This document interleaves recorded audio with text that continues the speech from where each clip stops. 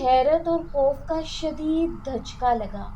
وہ ایک لاش تھی، بہت پرانی لاش، جس کا سارا گوشت گل سڑ چکا اور وہ دیکھنے میں بھی انتہائی کریہ اور بد شکل معلوم ہو رہی تھی۔ مگر دیوار کے اندر وہ لاش آئی کہاں سے؟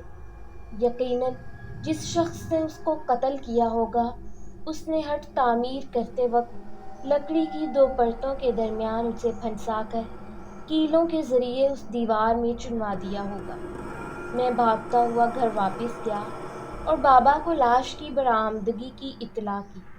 بابا نے گھبراہٹ میں فی الفور پولیس کو اطلاع کر دی۔ جب پولیس اہلکار فارم پر پہنچے اور ہم نے انہیں لاش دکھائی تو ڈیوٹی پر موجود انسپکٹر نے لاش کی جانچ کرتے ہوئے کہا کہ یہ لاش کم از کم 50 سال پرانی ہے۔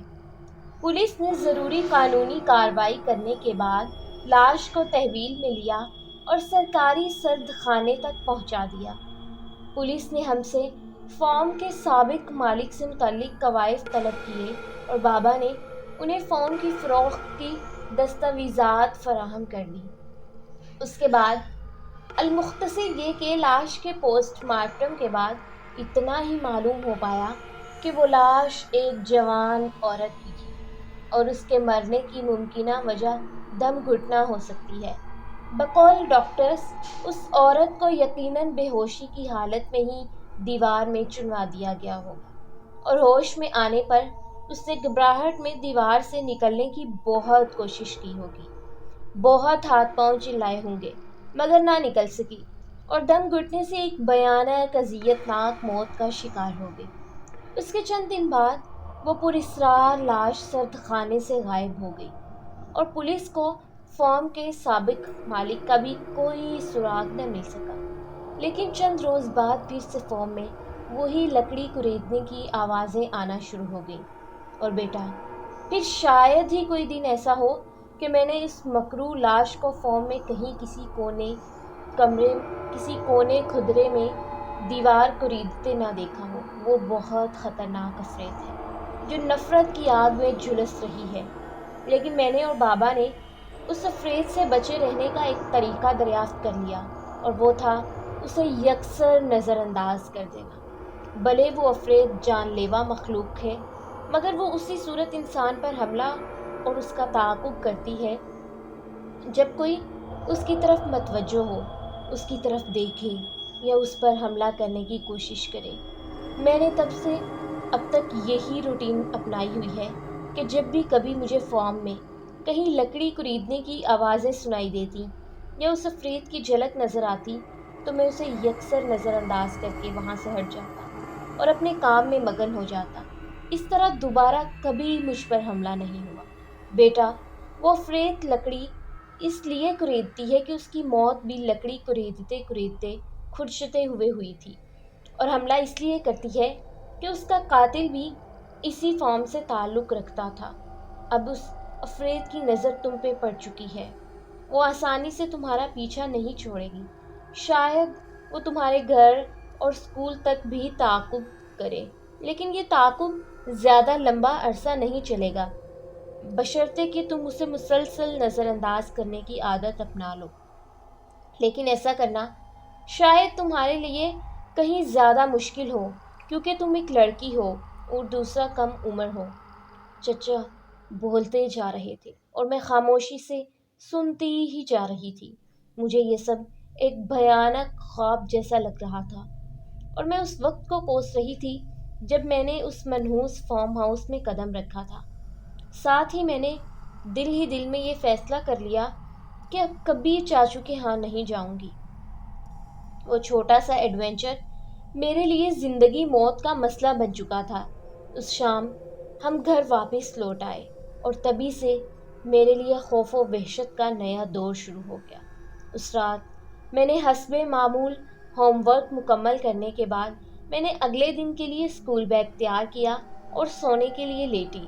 ابھی کمبل اوڑھا ہی تھا کہ مجھے ایسی آوازیں سنائی دیں جیسے کوئی میرے بیڈ روم کے دروازے کو باہر سے کھرچ رہا ہو، اور ٹھک ٹھک کی آوازیں بھی آنے لگیں۔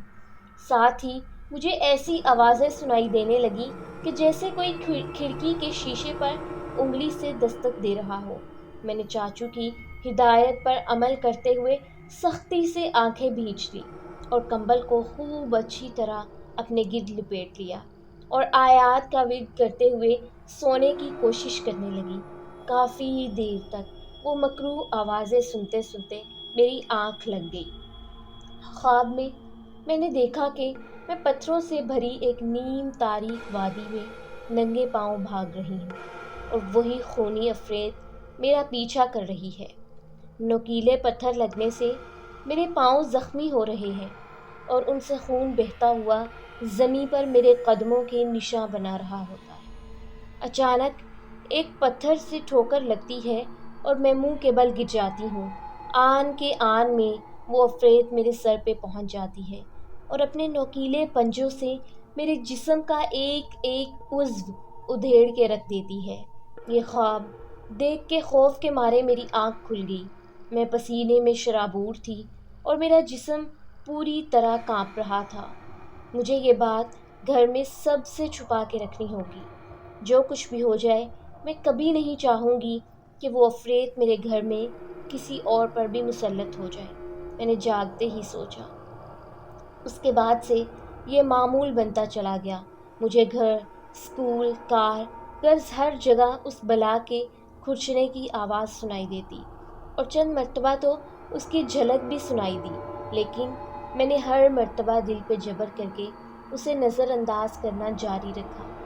تاہم اس سے میری صحت پہ بہت برے اثرات مرتب ہوئے۔ میری نیند اور بھوک اڑ چکی تھی، رنگت زرد پڑ گئی اور آنکھوں کے گرد سیاہ حلقے بن گئے۔ میں اسکول کے کام میں کمزور ہونا شروع ہو گئی اور میرے گریڈز میں بھی کمی آنے لگی۔ اس سب صورتحال پر میرے والدین بہت پریشان تھے اور یکے بعد دیگرے کئی ڈاکٹرز اور اسپیشلسٹ سے میرا معائنہ بھی کروایا گیا، تاہم کسی بھی مرض کی تشخیص نہ ہو پائی، بلکہ مجھے تو ڈاکٹر کے کلینک اور ہاسپٹلز میں بھی وہی منحوس کھرچن کی آواز ہی سنائی دیتی۔ 3 ماہ میں میری حالت اتنی بگڑ چکی تھی کہ اسکول انتظامیہ نے مسلسل بری کارکردگی دکھانے اور صحت کی خرابی کی وجہ سے مجھے مزید پڑھانے سے معذرت کر لی اور اسکول سے میرا نام مکمل خارج کر دیا گیا۔ دوسری طرف اب میں اتنی کمزور ہوتی جا رہی تھی کہ مجھے ہاسپٹلائز کیے بغیر اور کوئی چارہ نہ تھا اور یوں مجھے شہر کے ایک معیاری اور اچھے ہاسپٹل میں ایڈمٹ کر دیا گیا۔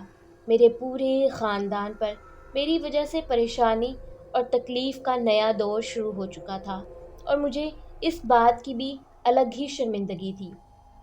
لیکن پھر ایک دن مجھے وہ آواز نہ سنائی دی۔ پورے 24 گھنٹے گزر گئے اور وہ منحوس آواز نہ سنائی دی پھر سے۔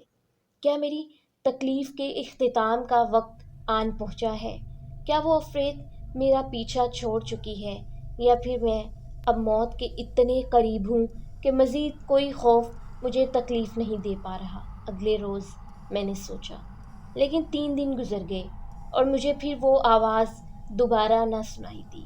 10 سال بعد اس واقعے کو 10 سال کا طویل عرصہ بیت چکا ہے اور اس دن کے بعد نہ تو مجھے کبھی ایسی کوئی آواز سنائی دی اور نہ ہی کبھی اس مکروہ عفریت سے سامنا ہوا۔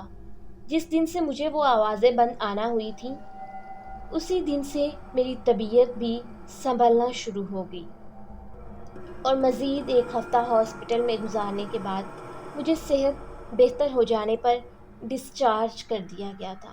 اس کے بعد میں کبھی چاچو کے ہاں نہیں گئی اور تو اور میں نے دوبارہ اسکول میں بھی ایڈمیشن لینے کی کوشش نہ کی، جس سے میری تلخ یادیں وابستہ تھیں۔ مجھے اس سے بھی اچھے اور معیاری اسکول میں بآسانی ایڈمیشن مل گیا تھا اور اب 10 سال بعد میں ایک پروسیکیوٹر کی حیثیت سے اپنی عملی زندگی کا آغاز کر رہی تھی۔